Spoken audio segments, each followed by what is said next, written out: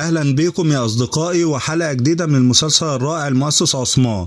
ظهور صوفيا من جديد عمل حالة من الجدل، خصوصا إنها غابت فترة طويلة جدا وعادت كمان بكامل قوتها رغم مرور السنين، ولكن مع المخرج زي ما تعودنا وارد نتوقع أي حاجة تحصل. صوفيا الفترة اللي اختفت فيها قدرت تكون مجموعة محاربين معاها، وكمان قضت على كل جواسيس السيد عثمان، لكن هي نسيت حاجة مهمة جدا وهي وجود ألباي اللي هيكون له دور كبير جدا في صراع السيد عثمان ضد لوكاس وصوفيا، خصوصا انهم هيطمنوا فترة ان المنطقة خالية من الجواسيس.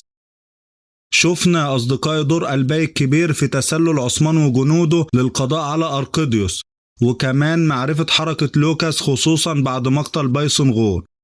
هنشوف كمان يا أصدقائي السيد قراصي هيعمل ايه بعد ما خسر السفينة. مش بس كده، علاقته بالسيد عثمان اتوترت كتير بعد الفخ اللي حاول يعمله فيه، كمان خسارته القائد لوكاس وخسارة خطته والبارود بسبب فشل السيد قراصي، كمان المشاكل اللي هتقابله من أهالي قلعة قرادين خصوصا بعد رفع الضرائب على الأهالي وهينادوا برجوع السيد عثمان. الحقيقة السيد قراصي في موقف لا يحسد عليه.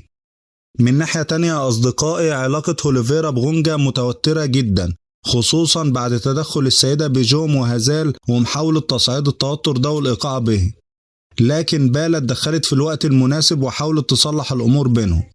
هنشوف هيرجعوا أصحاب زي الأول ولا العلاقة بينهم هتسوء أكتر.